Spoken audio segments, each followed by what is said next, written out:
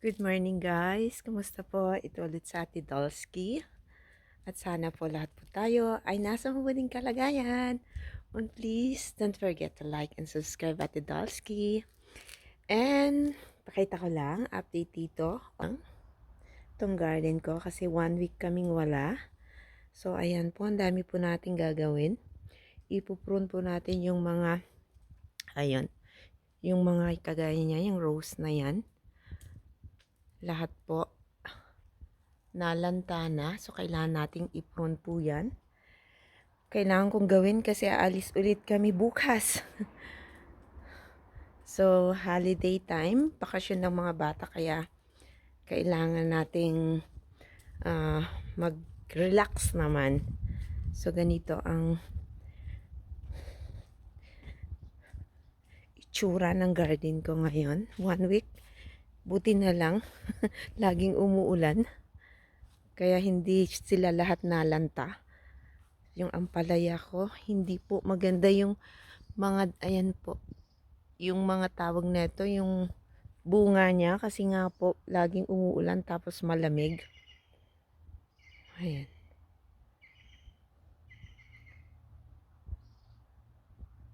So,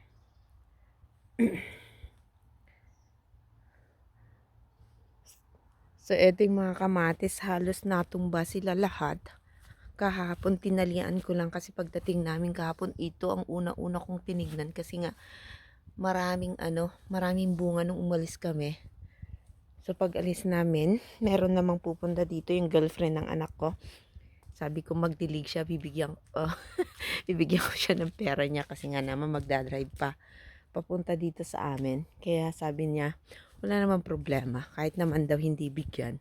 So, eto yung, ang ganda ng mga, ayan, ang ganda.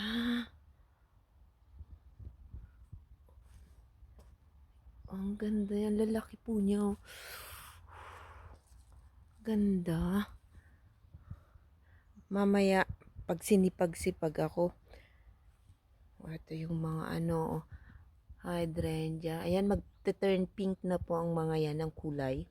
Kasi nga malapit ng mag-winter ulit. Herbs. So, ayan, ang gaganda po nila. Ang ganda ng kulay.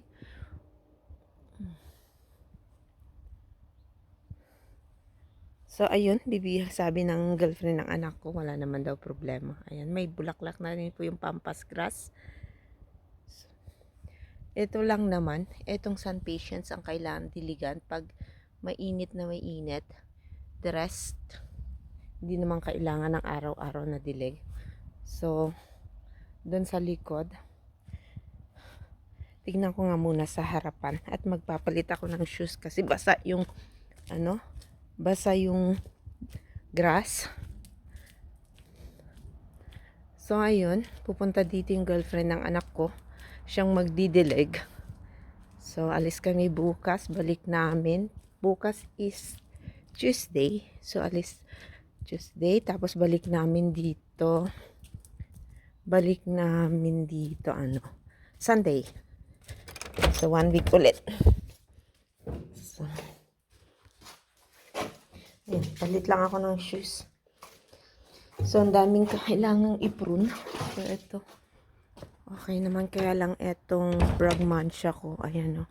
Nalaglag lahat. Yung sa magkabilang side. Nalaglag yung dahon. So, eto. Yun sa harapan. Ayun. Tatlong last. Namulaklak din yung mga rose. Ayan yung rose. Kaya lang, pa-end na rin po siya. At dito sa mga dahlias, ang daming kumakain, no? Pinapapak sila. So, kailangan ko hanapin kung sinong pumapapak sa kanila. Ganda. 100% slugs. Ayan, no? Pinapapak talaga sila. So, kailangan ko mag-prune.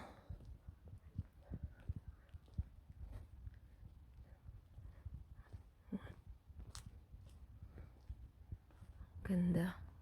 Daming bulaklak itong mga rose natin. So, tingnan ko dito sa baba.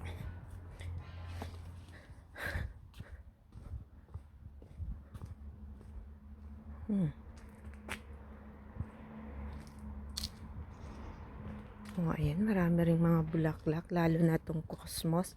Ang ganda pala neto. Oh, ganda ng mga bulaklak. Ganda po niya. Ang dami. Sarap tingnan. At pakita ko, oh, ayun, no. Yung bougainvillea, may mga bulaklak na rin.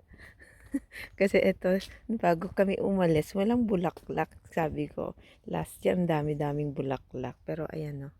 Na, di ba? Namulaklak din sila. Pareho nga lang kulay. Titingin ako ng ibang kulay neto next year. At eto yung dahlias ko. Na tinanim, may dalawang dahlia dito. Kaso, eto yung isa. Yung iba ang bulaklak niya kako last time sa inyo. Hindi ko siya binidyo kasi andyan yung ano ko. Ayan o. Yung mga kapitbahay ko. So, ang ganda. Daming mga bulaklak dito rin sa gilid ng bahay. Actually, hindi ko talaga to nagbibideo kaso wala sila. Yung matanda lang andyan ngayon. Kaya binidyohan ko dito sa part na to. Ay nako, ayan, malamig po. Hindi naman malamig, kunti. Maganda, hindi siya mainit, hindi rin siya malamig. So, ayan, dumating na yung jokay ko. Ewan ko kung saan na naman to pumunta. Namalengke. Tulog ako na malengke. Hi! Hi, Jadzi! Wala, namalengke talaga yung mag-ama. Lexi! So, ayan lamang po. At sana po lahat po tayo. Uy! Baba! Sana po lahat po tayo ay nasa mabuting kalagayan at mag-ingat po. Bye-bye po.